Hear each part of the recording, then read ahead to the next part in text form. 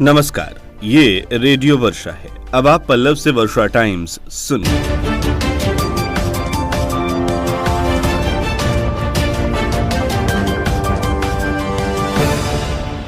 पहले सुर्खियां। जिले में मिले 7 नए कोरोना पॉजिटिव मरीज। ट्रिपल मर्डर मामले में जिले से लेकर राजधानी तक राजनीतिक गतिरोध जारी। राजद नेताओं ने दिया धरना। ट्रेन पर चढ़ने के दौरान वृद्ध प्रवासी मजदूर की हुई मौत और लापता छात्र की हुई हत्या। नहर किनारे मिला शव। अब वर्षा टाइम्स विस्तार से। जिले में कोरोना पॉजिटिव मरीजों की संख्या लगातार बढ़ती जा रही है। जहां मरीज ठीक भी हो रहे हैं, वहीं नए मरीज भी पाए जा रहे हैं। कोरोना संक्रमित 17 मरीज जहां ठीक हुए, वहीं 7 मरीज पॉजिटिव पाए गए। जिले में पहले 4 नए कोरोना पॉजिटिव मरीज पाए गए, जो कटिया और पंचदेवरी प्रखंड के बताए जा रहे हैं। कटिया में 3 और पंचदेवरी प्रखंड में 1 कोरोना पॉजिटिव मरीज पाया गया। उसके बाद कोरोना पॉजिटिव मरीजों की संख्या फिर बढ़ी और भोरे में 3 पॉजिटिव मरीज पाए गए, जिससे पूरे जिले में अब तक 56 एक्टिव केस पाए गए हैं। बताया जा रहा है कि कुल 50 मरीज ठीक हो चुके हैं और 39 मरीजों का इलाज चल रहा है। वहीं लगातार प्रवासी मजदूरों को क्वारंटीन सेंटर में रखा जा रहा है। कई प्रखंडों और पंचायतों सहित गांवों में होम क्वारंटीन में मरीजों को रखा गया है, लेकिन इन मरीजों पर ध्यान देने की जरूरत है। कई होम क्वारंटीन किए गए मरीज गांव में घूम रहे हैं, जिससे खतरा बढ़ सकता है। उधर माझागढ़ में प्रवासी मजदूरों को भवन निर्माण कार्य की ट्रेनिंग दी गई। हमारे संवाददाता सुधीश प्रसाद श्रीवास्तव ने जानकारी दी कि डीजी उच्चतर माध्यमिक विद्यालय के क्वारंटीन सेंटर में प्रशिक्षण दिया गया। श्रम अधीक्षक मनोज दुबे के नेतृत्व में उन्हें प्रशिक्षित किया गया। साथ ही साबुन और मास्क का भी वितरण किया गया।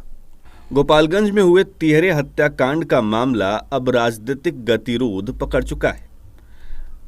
बिहार में सरकार व राष्ट्रीय जनता दल में तकरार का माहौल दिख रहा है। जिला स्तर से लेकर राजधानी तक यह गतिरोध बढ़ता जा रहा है। जनता दल यूनाइटेड के विधायक अमरेंद्र पांडे और पप्पू पांडे की गिरफ्तारी की मांग को लेकर बिहार विधान सभा के नेता प्रतिपक्ष व आरजेडी नेता तेजस्वी यादव शुक्रवार को सुबह पार्टी विधायकों और विधान पार्षदों को लेकर गोपालगंज के लिए निकले तो प्रशासन ने उन्हें रोक दिया।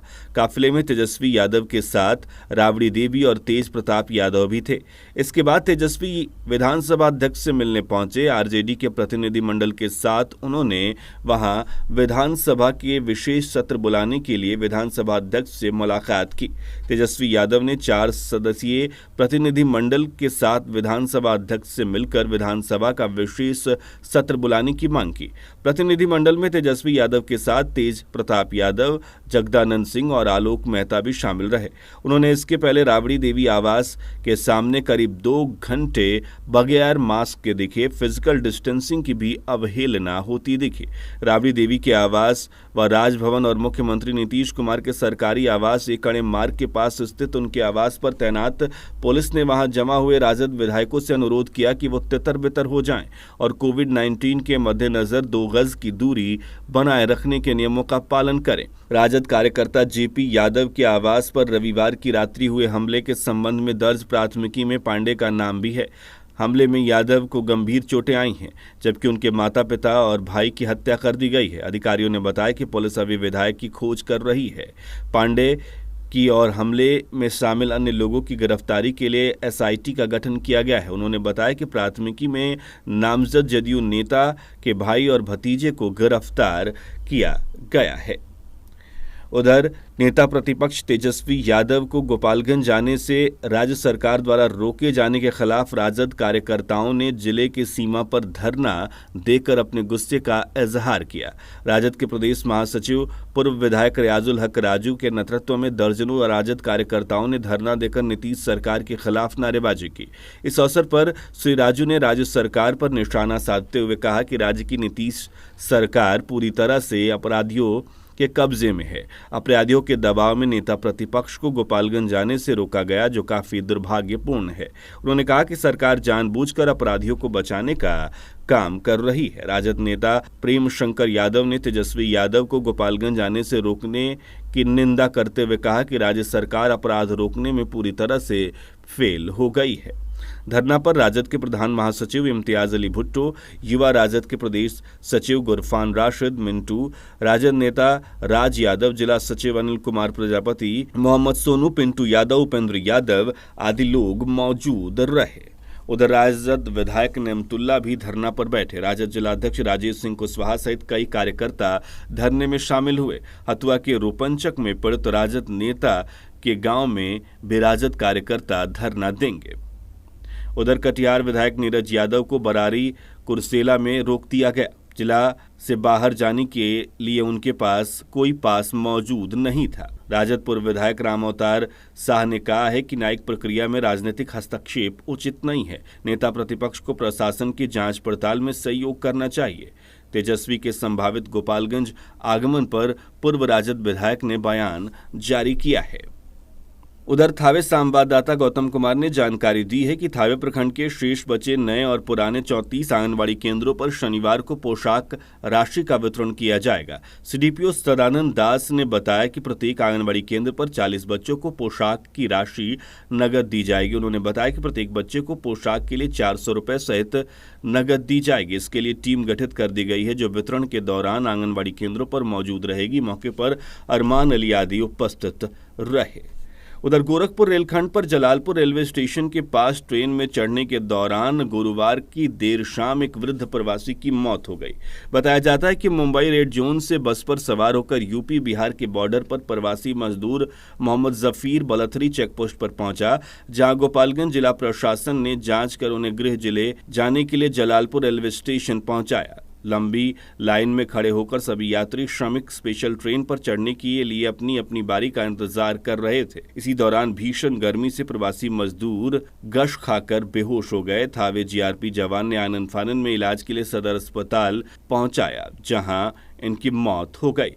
जीआरपी प्रभारी सतीश कुमार त्रिपाठी ने बताया कि मृत प्रवासी की पहचान उसके पॉकेट में रखे गए आधार कार्ड से की गई है, जो सीतामढ़ी जिले के बाजपट्टी थाने के हरपुरवा गांव का निवासी बताया जा रहा है। जीआरपी ने शव को कब्जे में लेकर पोस्टमार्टम के लिए भेज दिया है तथा इसकी सूचना परिजनों को दे दी गई है।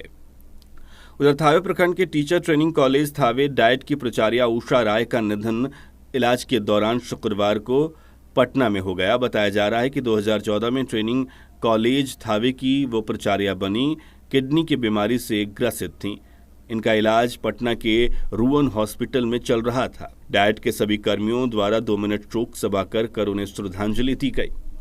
उधर थावे थाना क्षेत्र के खानपुर अजमत में आम तोड़ने के विवाद में हुई मारपीट में 4 लोग घायल हो गए, जिसको लेकर कुसुम कुमारी के फर्द बयान पर थाने में 7 लोगों के विरुद्ध प्राथमिकी दर्ज की गई है।